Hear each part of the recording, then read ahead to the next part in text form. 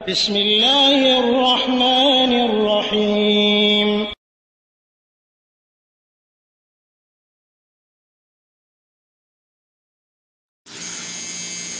بسم الله الرحمن الرحيم الحمد لله رب العالمين والصلاة والسلام على أشرف الأنبياء والمرسلين نبينا محمد وعلى آله وأصحابه أجمعين أما بعد ওয়ালাইকুম আসসালাম ওয়া রাহমাতুল্লাহি ওয়া বারাকাতুহু। সম্মানিত এক ভাই প্রশ্ন করেছেন যে সমাজে প্রচলিত কথা আছে যে কোরআন ও হাদিসের পরে ইজমা এবং কিয়াস মানতে হবে। সমাজের প্রচলিত কথা আমাদের মানার আমাদের সে দায়িত্ব নেই। আমাদের যে দায়িত্ব দেওয়া হয়েছে মুসলমান হিসেবে কোরআন ও হাদিসকে মেনে চলা। তো সমাজে যে প্রচলিত কথা, সমাজের কথা আমরা মানলে আমরা পথভ্রষ্ট হয়ে যাব। যে ব্যক্তি কোরআন ও হাদিসকে মানবে সেই সঠিক পথে পরিচালিত হবে। কারণ রাসূল সাল্লাল্লাহু আলাইহি ওয়াসাল্লাম বলে দিয়েছেন বিদায় হজে যে আমি তোমাদের কাছে দুটি জিনিস রেখে যাচ্ছি, তারাকতুকুম মা ইন তামাসসাকতুম বিহি তারাকতুম আমরাইনি মা ইন তামাসসাকতুম বিহি লান তাদিল্লু বা'দাহুমা কিতাবাল্লাহ ওয়া সুন্নাত রাসূলিহি।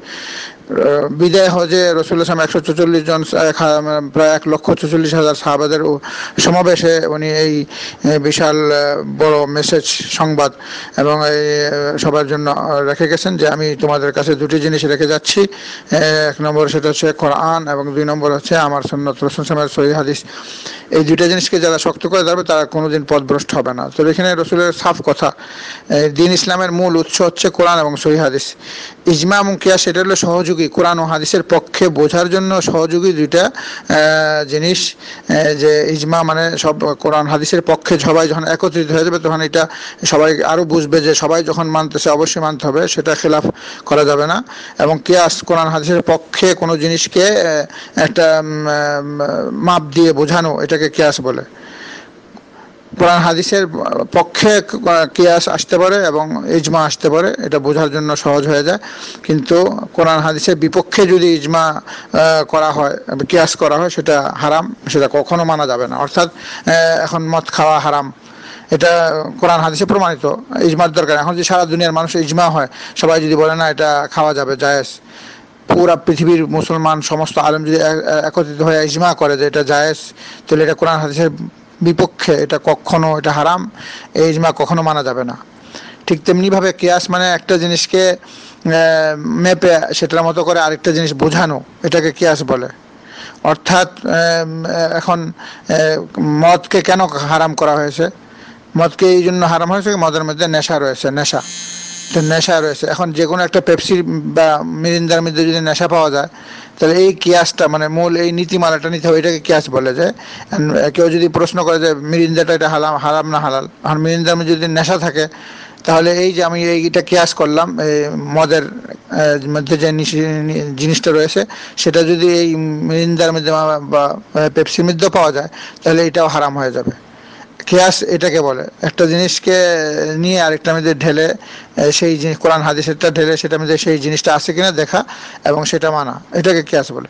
তো কিয়াস আসছে কোরআন হাদিসের পক্ষে, সেটাকে সহজ করে দেওয়া বোঝার জন্য, এবং ইজমাও আসছে কোরআন হাদিসকে সহজে বোঝানোর জন্য। সমস্ত মুসলমানরা একমত হয়ে বলবে যে হ্যাঁ এই জিনিসটা ইসলামে রয়েছে, আছে এবং এটা মানতে হবে, তখন এটা মানা যাবে।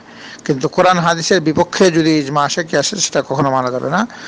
তো আমাদের মূল সামনে যে মূল দলিল সেটা হচ্ছে কোরআন এবং হাদিস, এবং কোরআন হাদিসের সমস্ত কিছু বর্ণনা করে দেওয়া হয়েছে কিয়ামত পর্যন্ত। মানুষের ইবাদত বন্দেগীর ক্ষেত্রে যে সমস্ত জিনিস দরকার, সে আদর্শ সবই রাসূলুল্লাহ সাল্লাল্লাহু আলাইহি ওয়াসাল্লাম এটা পর্যন্ত বাদ দেন নেই যে ল্যাট্রিনে বা বাথরুমে যাওয়ার জন্য কি আদব রয়েছে, সেটাও উনি শিক্ষা দিয়েছেন।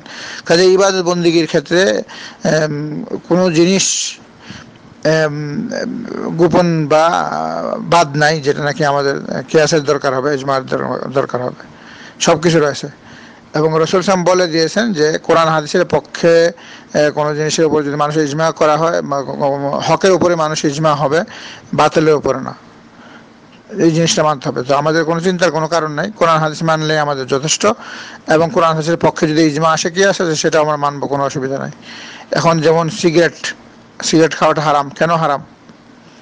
সিগারেটের নাম কোরআন হাদিসে নাই, কিন্তু সিগারেটের কিয়াসের মাধ্যমে সেটা পাওয়া যায়। মানে সিগারেটের যে জিনিসটা নেশাযুক্ত জিনিস সেটা আছে, নিকোটিন আছে সিগারেটের মধ্যে, এই জন্য সিগারেট হারাম। আবার কিন্তু এটা সরাসরি দলিল পবিত্র কোরআনে আছে, ইজমা কিয়াসের দরকার নাই। আল্লাহ রাব্বুল আলামিন পবিত্র কোরআনে সূরা আল আরাফের 157 নম্বর আয়াতে বলে দিয়েছেন, ওয়া ইউহিল্লু লাহুমুত তাইয়্যিবাত ওয়া ইউহাররিমু আলাইহিমুল খাবায়েস। আল্লাহ তাআলা সমস্ত উত্তম কল্যাণকর জিনিস খাওয়াটা হালাল করেছেন, আর সমস্ত অকল্যাণকর ক্ষতিকর জিনিস খাওয়াটা হারাম করেছেন। এখন সেটার ভিতরে সিগারেট থাকুক, যে কোনো নাম থাকুক, যেটা কোনো রাসূলের জামানায় ছিল না, এটা কিয়ামত পর্যন্ত যে কোনো জিনিস আসবে সেটা কোরআন হাদিসে না থাকলেও এই ফর্মুলা দিয়ে দেওয়া হয়। এটাকে বলে যে কিয়াসের মাধ্যমে কোরআন হাদিস থেকে দলিল বাইর করা। তাহলে এই সিগারেটটা কোরআন হাদিসের নাম নাই, কিন্তু এটার মধ্যে যে উপাদানটা আছে সেটার কথা বলে দিয়েছে যে এটা ক্ষতিকর এবং অকল্যাণকর, এবং এটার মধ্যে নিকোটিন আছে, নিকোটিন যে নেশাযুক্ত জিনিস, এই জন্য এটা হারাম। এটা কেন হারাম হলো? এই জন্য।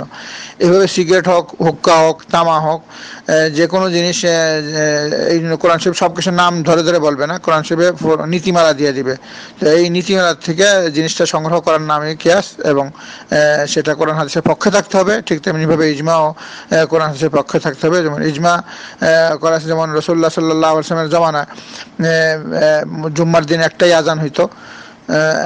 আজান আছে কোরআন হাদিসে, কিন্তু উসমান রাদিয়াল্লাহু আনহুর যুগে যখন দেখলেন যে মানুষ বেচা কিনা নিয়ে, ব্যবসা বাণিজ্য নিয়ে এমন ব্যস্ত হয়ে থাকে যে মানুষ খবরই থাকে না, তখন সরাসরি খুতবার যখন আজান হয়ে যায় তখন মানুষ জুম্মাতেও শরীক হইতে পারে না বা নামাজ পাচ্ছে না।